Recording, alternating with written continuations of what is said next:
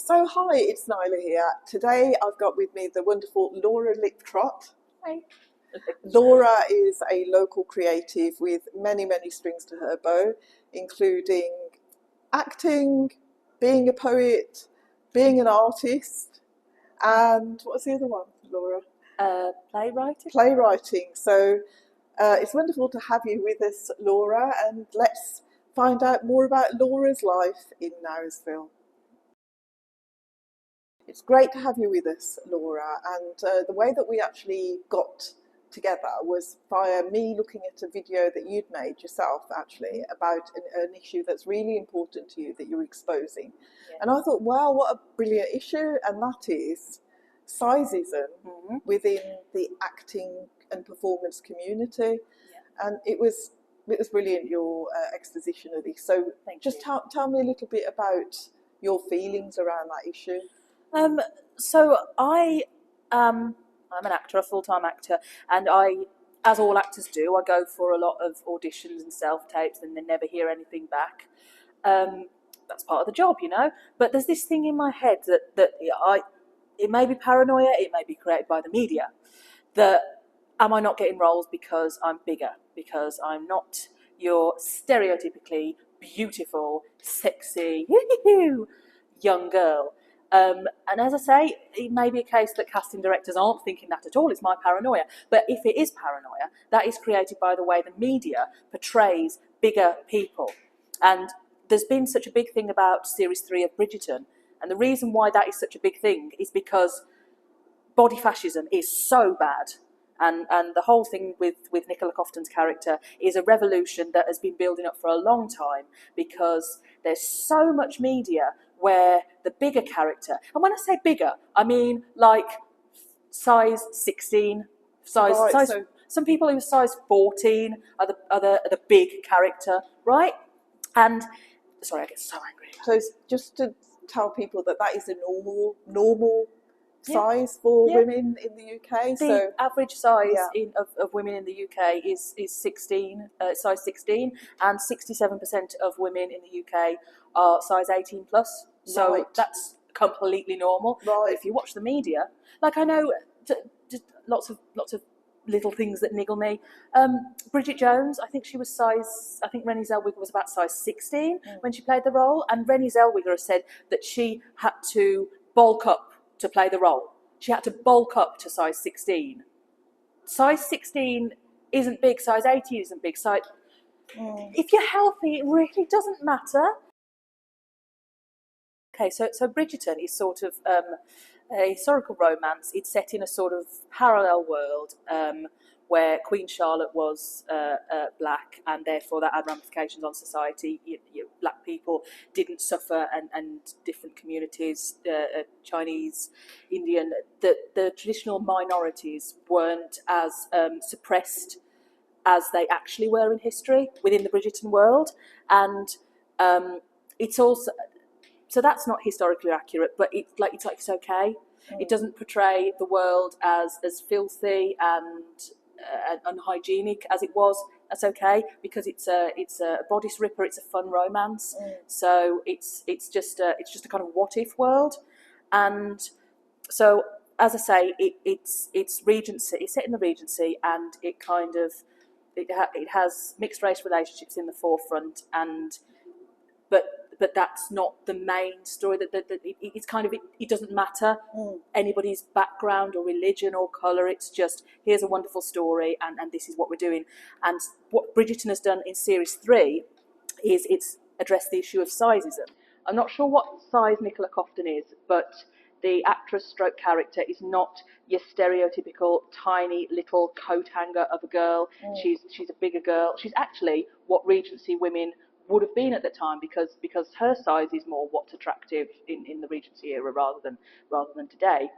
That's really interesting. So actually, the way that we see history is not authentic. No, in some cases. In some cases. So the Penelope Featherington character is the average and beautiful size for a woman in the Regency era, because this would have been a pointer towards fertility. It's only really with the Victorian era that we started obsessed with skinniness. You know, the Victorian bodices had to be like that, and also there was this thing that the Georgian monarchy were very greedy and corpulent and ate too much. So Victoria and her society had to be very conscious of their figures and not eat too much to show that they were moral and good. And then that's had ramifications down the line. And then the age of photography and models have to be stick thin. And then we're still living with those effects today. So in the Regency era, a bigger girl would have been more attractive. However, Bridgerton the writers are obviously aware of that, but they're also aware of what today's society says and does. So they've done a very brave thing, a very right thing, I think, in my opinion, of saying, no, we're going to have somebody bigger as the romantic lead. And I've heard interviews with Nicola Coughton that there wasn't scripted, there wasn't so much nudity as there actually is in the show. And she insisted on having that because she's not ashamed of her body, and why on earth should she be? She's actually beautiful. She's such a talented actor. Why should she be ashamed of what she looks like? Why should any of us be ashamed of what we look like? Indeed. Laura, do you think that this is a particular issue for women? I mean, when I say issue, I mean the way that people stereotype and judge and withhold roles and everything else. I think that there's a lot more pressure on women about what they look like in general, to be honest. Unless that's because men are not allowed to feel things, we're supposed to be all paranoid and hate ourselves, and men are supposed to be, oh, I don't have emotions. There's a massive pressure on women because they're the forefront in magazines. We are judged more than men, I think, I would say. But men also do suffer body fascism as well. So I'm not saying that it's a female-only issue. I'm saying that women are more harpooned for how we look, whereas I don't know if it's a case that people like your James Cordens and your Ricky Gervais is just are more bold about it and more, I don't care, whereas somebody like Miranda Hart has to kind of lap at her size and her height a little bit more. Maybe women are supposed to lap at ourselves more, maybe. So in answer to the original question, I don't think it's not female only, but I think women, it's more okay to have a go at women about their size. I think within acting, appearance is a huge thing, isn't it? Whether you're male or female. I mean, I'm trying to think of any sort of sexy, in inverted commas, male leads as well. Yeah. There aren't many, are there? No, if you can think of any. There aren't really. One thing I talked about in my original videos, I've just watched the Gavin and Stacey documentary, the documentary that came out with the final episode. And James Corden was very forefront about the fact that Nessa and Smithy aren't stereotypically beautiful people, and he said, you don't see people like us falling in love. And I think that was beautiful because there's a lot of hate on James Corden and how like big and arrogant he is. But if you listen to him in interviews, he's so shy and so self-depreciative, and he looks so nervous. And you think that James Corden late night show, it's a character he's created to mask his own insecurities. And I wonder where his insecurities come from. The fact that he's a bigger guy. So going back to your earlier point, it's definitely not a female-only problem. What sort of stereotypes are there and roles for bigger actors? So I see a lot of things where there's always a fat friend. And I want to commend a film that I've seen. It's called Sex Drive, and I can't remember exactly when it's from. I think it's from about 10 years ago. And the main character he's a stereotypically good-looking young man, and he's a bit of a twerp, and his friend is bigger, and he's actually the cool character. So that's good. That's good. But there's a lot of stuff where it's the reverse, and it's like, I'm the cool, good-looking guy, and it's my fat friend making me, saying stupid things to make the hero look cooler. So that's a stereotype. We're all a bit gross and belch all the time and scratch ourselves and aren't ladylike or aren't gentlemanly and just want to get to the next meal. And there's something in films. You very often get the fat guy walks on the screen and there's this deep trombone music, and it's like, the joke is here is fat person. Does that still happen? I mean, I think on stage and things like that, is that? I'm not too sure about stage, but I think in films, and I have to say a lot of American films, that seems to be a cheap joke. Here's the fat character eating a burger in the background and the trombone music, and it's not nice. It's not a nice thing to do. It really isn't. Odd, isn't it, that because America is a bigger country as well in terms of people, so it's quite an insult to the majority of the population. So. That's the other thing. It's an insult, and I've not watched Baby Reindeer, but I've seen bits of it, and I know that the main actor in that is a bigger girl, and from what I've seen, okay, she's a negative character, she's a villain, but that's not related to her size, and you don't often see fat people. Sorry, I don't mean to be offensive. When I say fat people, the reason I say that is the fat person in the film. Right. You know, if I meet someone and they're really, really plus size, I'm not going to think there is a fat person. But if I'm watching a TV show and it's the stereotypical fat person who's gross and got no manners and he's just obsessed with food, then I will think fat person because I'm being told to think fat person. It's a stereotype. Here is the fat stereotype. So I apologise to anyone if I'm being offensive by saying the word fat person. I don't mean to be offensive. No, that's of course you don't. It's just something that's thrown at us. Yeah. And I've forgotten my original point. The stereotypes of people who, where it's acceptable to have a role that's fatter. Yeah, because something I wanted to say as well is, I know this isn't right recently, but Jenna Coleman playing Queen Victoria, they've gone to an effort to make her look like Queen Victoria in everything except that she's big. Jonathan Rhys-Meyers playing Henry VIII.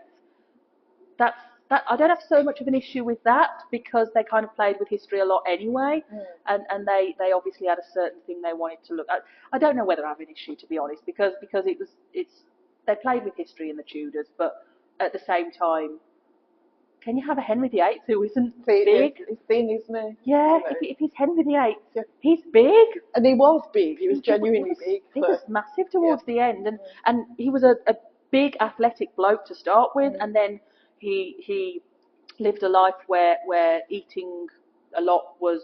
He was a real foodie. Yeah. And then he comfort ate after Jane Seymour died. He used to comfort eat, so hence he put a lot of weight on.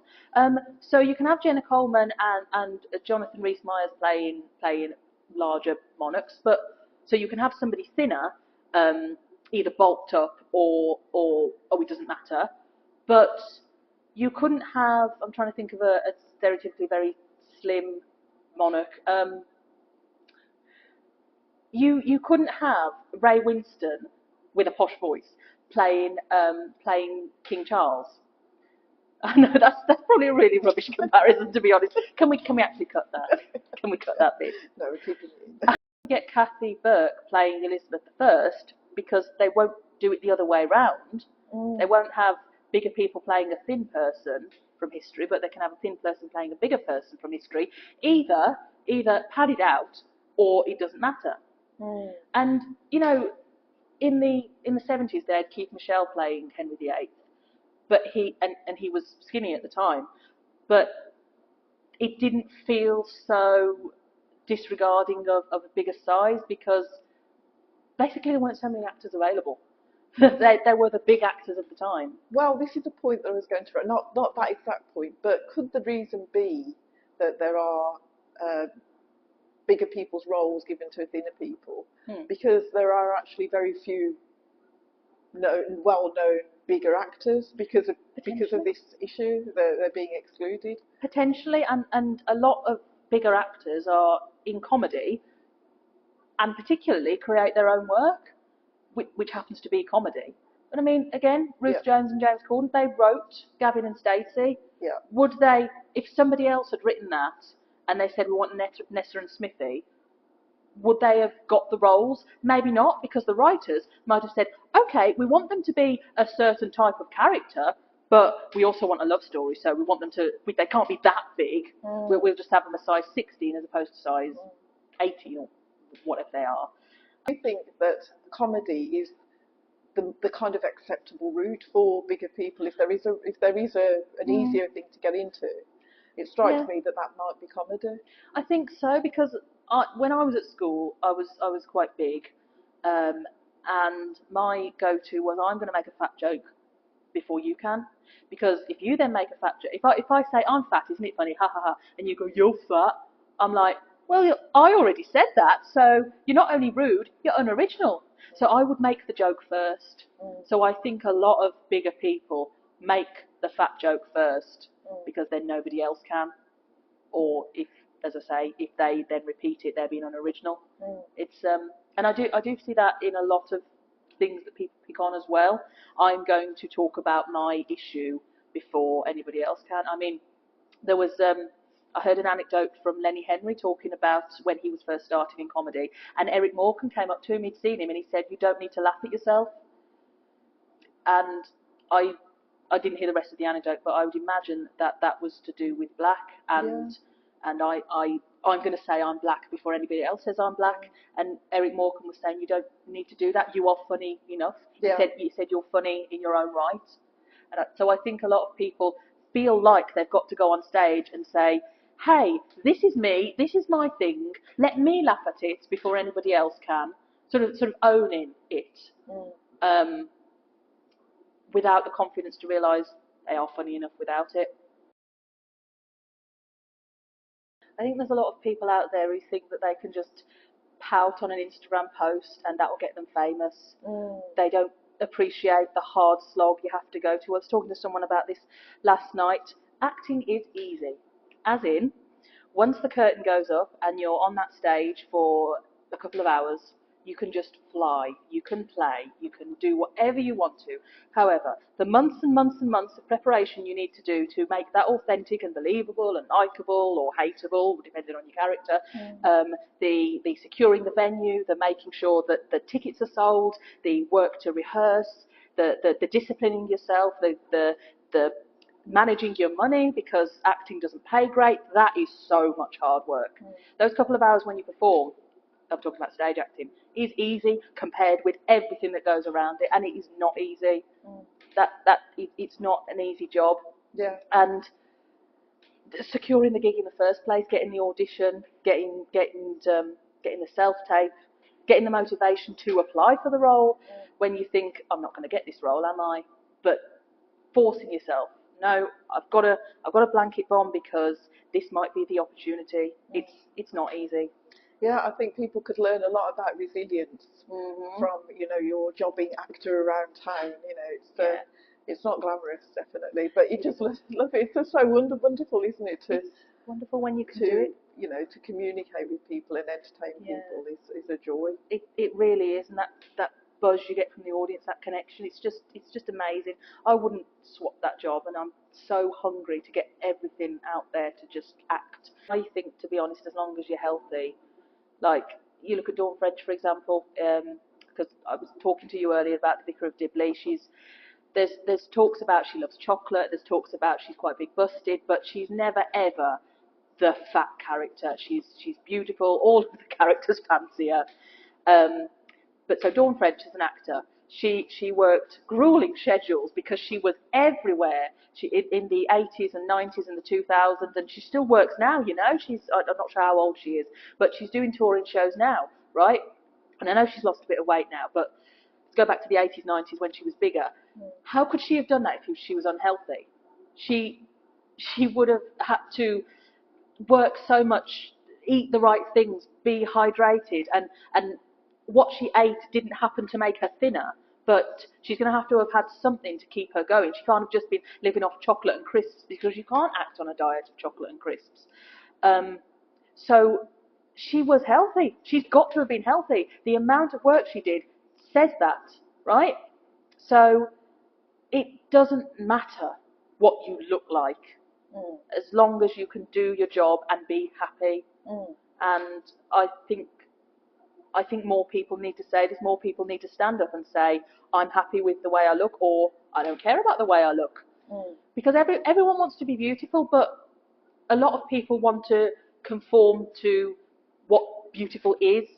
And I think that I think I'm beautiful, okay? I'm size 18 to 20 of clothes. There's no standard clothes sizes, so I can wear anything from 16 to 24. So, but I'm a bigger woman. I don't wear makeup. I've got slightly crooked bottom teeth. I've got big crazy hair. But I feel beautiful because I love myself. I love what I do. I love my voice. I do meditation to love myself. Um, so I am my beautiful, right? I'm not the media's beautiful because I'm not a stick thin blonde with big blue eyes and all that lot. But who's to say what beautiful is? Beautiful is a concept. Well, Beauty's in the eye of the beholder. You are beautiful, Laura, without a doubt. And as a fellow crazy-haired, no makeup woman, totally agree with you. Conforming will never make you visible because, gone off on a bit of a tangent, something like Doctor Who and Coronation Street, right, this is a bit of a tangent, but go with me. When they first came out, when they were first created, the writers said, no, we don't want to hear about a scruffy backstreet. Nobody's going to want to hear these northern accents. Nobody's going to care about these characters. No. There was no Coronation Street before there was Coronation Street. Somebody said, this is going to work. And, 60 odd years later, it's still on TV. Doctor Who, the same. People were like, is this going to work? Is this going to work? We're not really sure. 60 years later, Doctor Who's still on TV. So people need to be a little bit braver and say, yeah, okay, here's my idea. We don't make your idea. Well, I like my idea, and I am going to work my guts out to make my idea big and known because there is no other me. There is no other my play. There is no other anything else. Just remember that.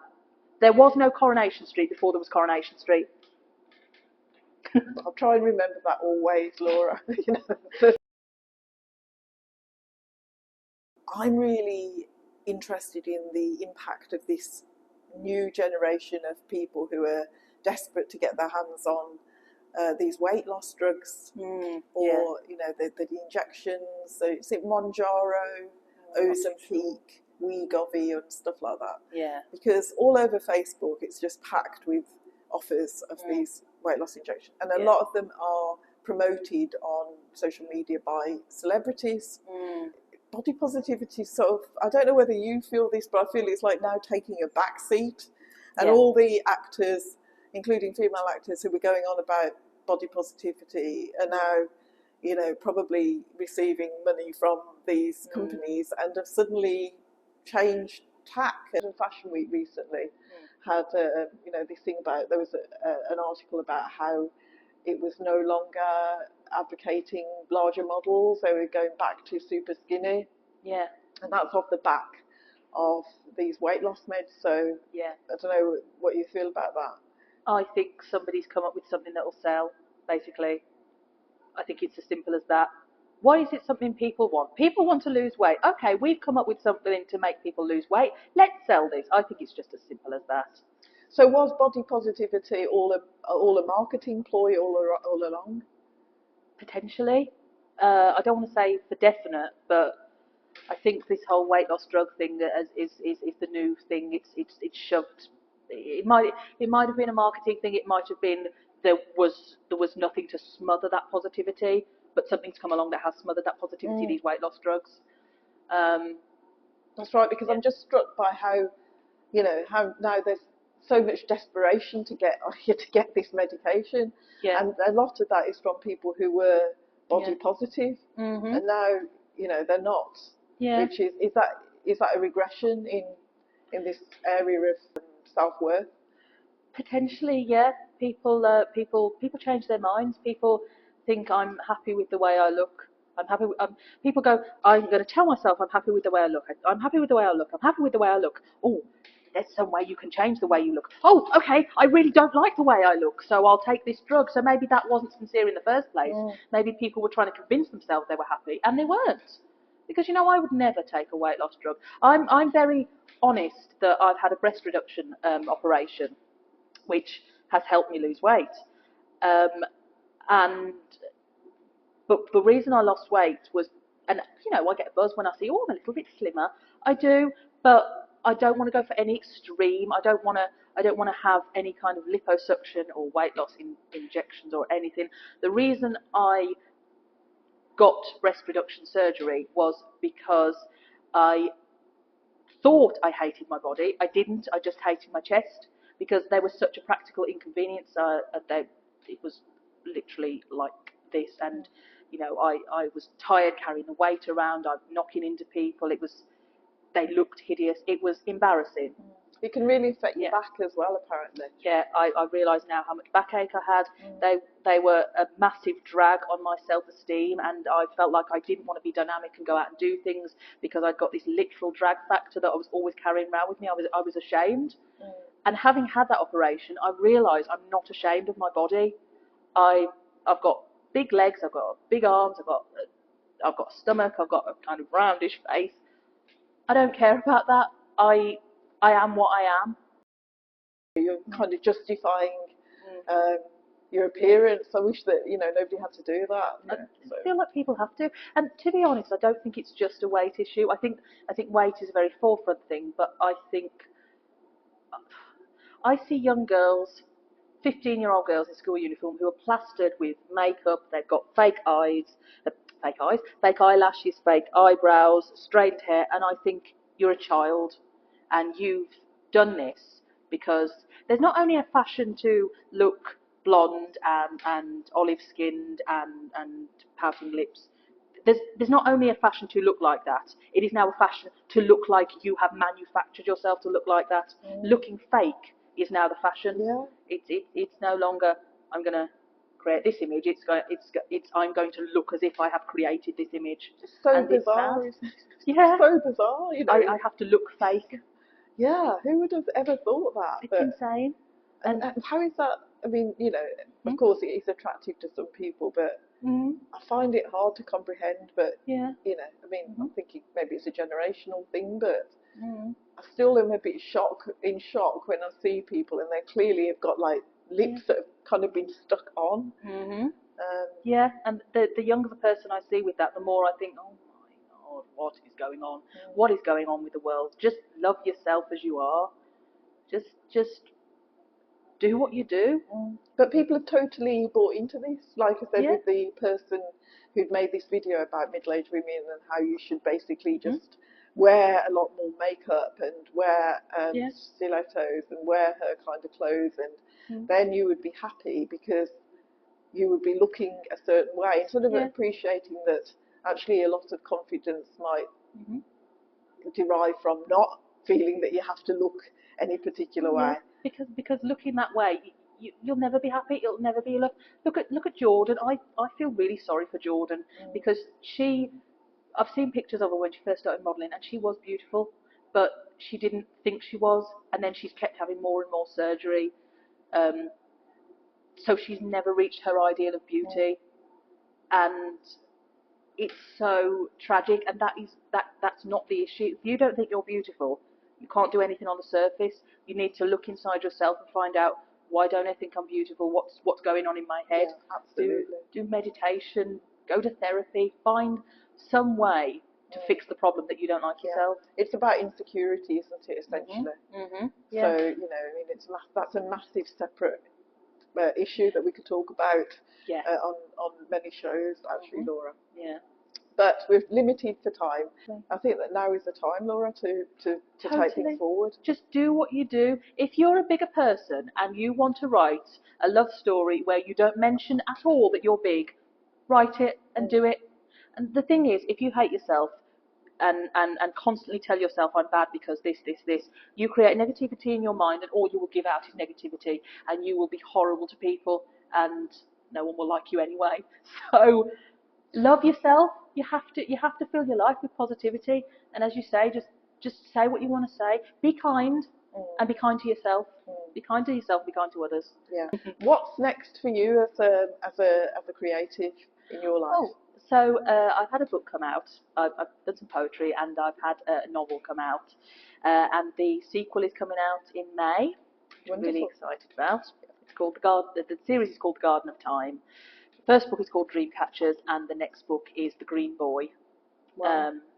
And so I'm really happy about that. I'm starting to get more out there in terms of creating theatre as opposed to just going for auditions, which is a great thing. You want to spread your net wide, but I also think if you want work, create the work, and I'm really getting back into that as well. I've just started to get into songwriting, as in I write the lyrics to songs, and people I work with write the tune and turn it into things. But yeah, turning my poetry into songs is something I've started to look at. I'm working on a YouTube series with a friend. It's a little bit confidential at the moment, but Okay. let's just say I'm a detective, and I'm not a man, and I'm not a Victorian, but I do wear a deer stalker at some point. But I can't say any more than that. Wow. Well, that's intriguing.